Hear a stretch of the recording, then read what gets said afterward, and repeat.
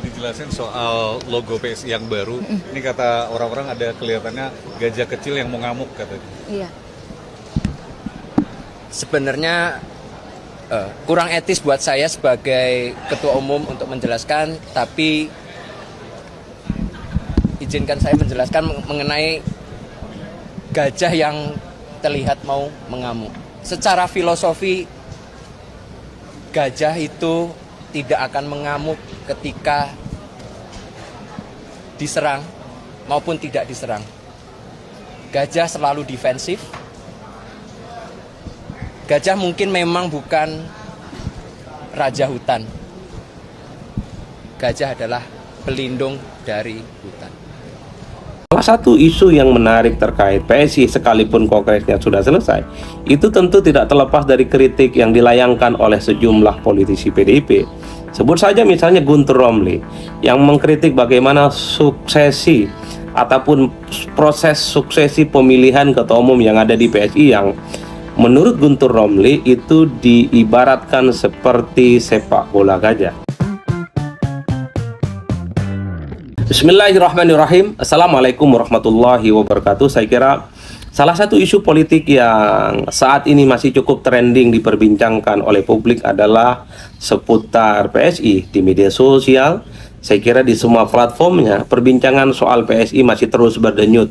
Tentu masih terjadi pro dan kontra, ada yang mendukung, ada yang kontra, ada polemik, dan di situ ada kegaduhan dan ada perbincangan yang tidak berkesudahan. Termasuk juga misalnya di media-media mainstream, di koran, di radio, bahkan di televisi hingga saat ini. Perbincangan seputar PSI itu masih terus berlanjut. Soal suksesi, soal bagaimana logo yang kemudian mereka launching dan seterusnya dan seterusnya. Nah, bagi saya Kongres PSI memang boleh sudah berlalu beberapa hari yang lalu kan. Kemudian mereka sudah melaunching ya soal logo baru mereka yang dianggap sebagai sebuah kebaruan. Kemudian kita juga menyaksikan siapa yang menjadi ketua umum PSI yang kesekian kalinya. Adalah Kaisang yang terpilih dengan suara yang cukup signifikan mengalahkan dua rival yang lainnya.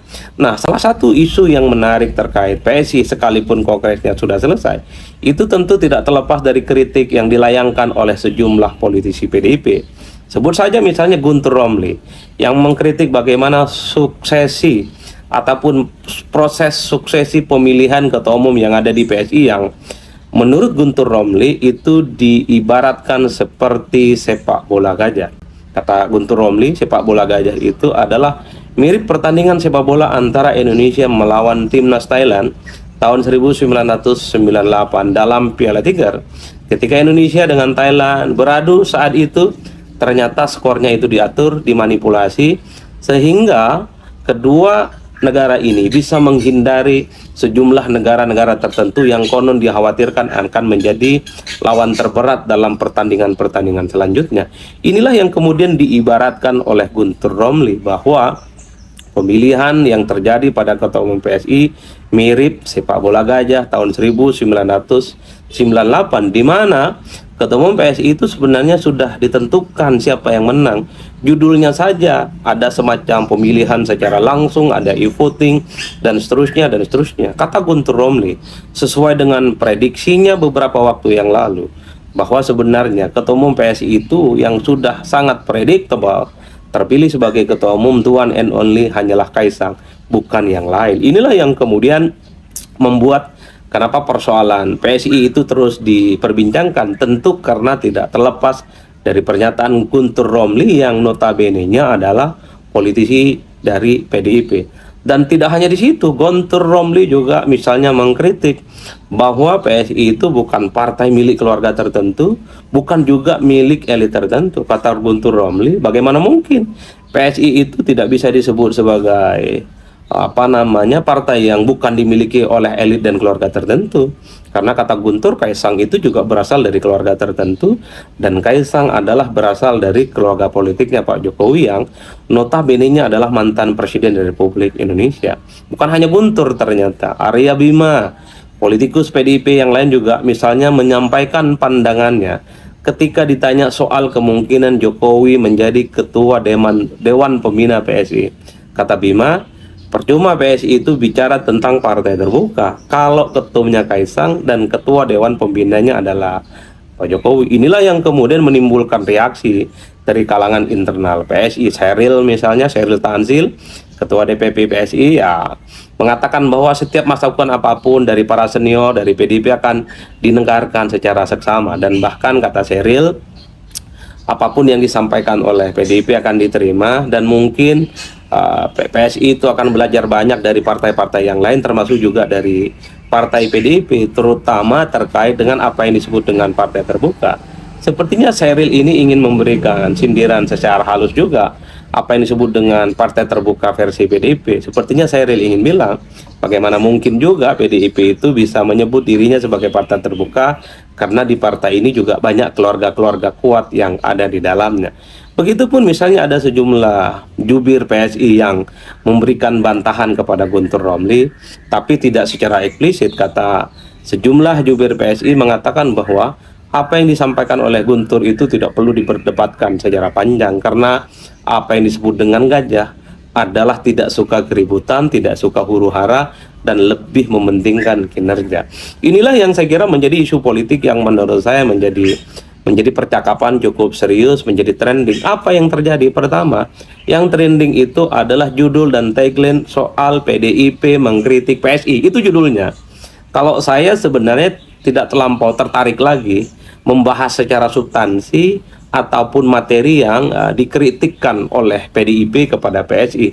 Saya tertarik itu bicara tentang apa yang trending. Apa yang trending adalah soal PDIP mengkritik PSI. Apa yang terjadi? Ini kan kemudian mengkonfirmasi sebenarnya bahwa konflik politik, bahwa perang politik, bahwa ketegangan politik antara PDIP dan PSI itu ternyata belum selesai. Ini tentu tidak terlepas dari efek dari konflik politik antara Jokowi dan PSI saat itu yang berbeda politik, berbeda sikap dalam Pilpres 2024 yang lalu. Kita tahu ketika Jokowi bersitegang dengan PDIP dan Jokowi lebih memilih memberikan dukungan kepada Prabowo dan Gibran, dan saat itu juga PSI yang dulu bersama dengan PDIP nyatanya pada akhirnya lebih memilih bersama dengan Jokowi dibandingkan dengan PDIP.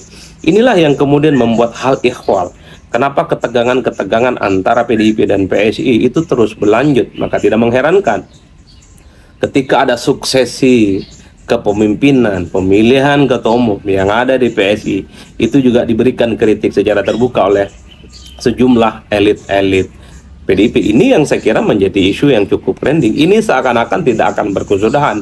Mungkin publik dulu mengira setelah Pilpres usai, pemenangnya adalah Prabowo dan Gibran, seakan-akan konflik PDIP dengan PSI itu selesai. Nyatanya tidak. Per hari ini terus berlanjut, dan mungkin sampai kiamat sekalipun konflik politik antara PDIP dengan PSI akanlah terus berlanjut. Ini yang saya kira menarik untuk diskusikan. Apa? Ya karena konflik politiknya tidak selesai.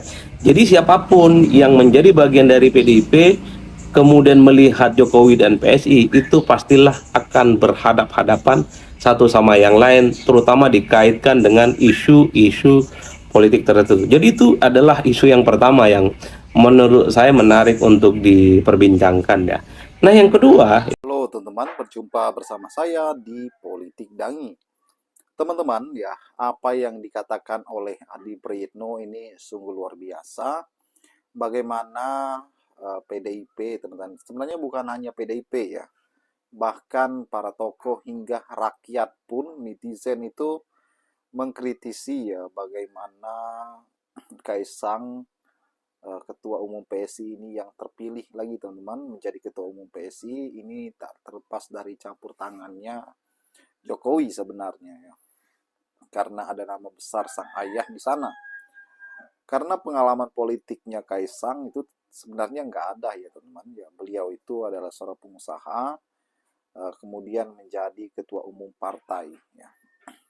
Yang berikutnya, bagaimana logo PSI ya, yaitu gajah ngamuk katanya itu menjadi bulan-bulanan ya, bukan hanya masyarakat netizen, ternyata PDI Perjuangan juga teman-teman. Sebab banyak yang membandingkan PSI ini dengan PDIP ya, dari segi warna hitam merah ya, hingga katanya sih ini akan ditandingkan PDI ya kocak ya. PDIP itu adalah partai besar, partai yang sudah terbukti ya dalam politik di negara kita, sudah sangat berpengalaman ya. Sedangkan PSI adalah partai baru kemarin sore ya, yang diisi mayoritas anak-anak muda juga ya. Sebenarnya bukan anak-anak muda juga, banyak juga orang tua ya teman-teman ya. Dan inilah yang menjadi bagaimana menjadi perbincangan ya politik saat ini. Target PSI ya 2009 akan lolos di parlemen teman-teman. Ya kita tidak tahu ya apakah benar ya target tersebut nanti akan lolos atau tidak, kita juga tidak tahu ya. Karena apa? Bagaimanapun Pak Jokowi sudah bukan presiden lagi. Toh juga waktu Pak Jokowi menjadi presiden kemarin, PSI juga tetap tidak lolos ya kan, mendapatkan suara 2, berapa ya. Sehingga tidak lolos masuk parlemen, teman-teman. Nah, sehingga PSI itu tidak lolos ya, ketua umumnya Kaisang juga ya kan. Nah, apalagi kalau Pak Jokowi masuk PSI, ini makin seru teman-teman. Serunya adalah ketika Pak Jokowi suatu saat akan masuk PSI, kemudian PSI tidak lolos di parlemen, nah itu malunya pasti banget ya. Tapi terlepas dari itu, bagaimana PDI Perjuangan adalah partai yang sangat luar biasa ya menurut saya, partai yang demokrasinya sangat luar biasa. Bagaimana menurut kalian?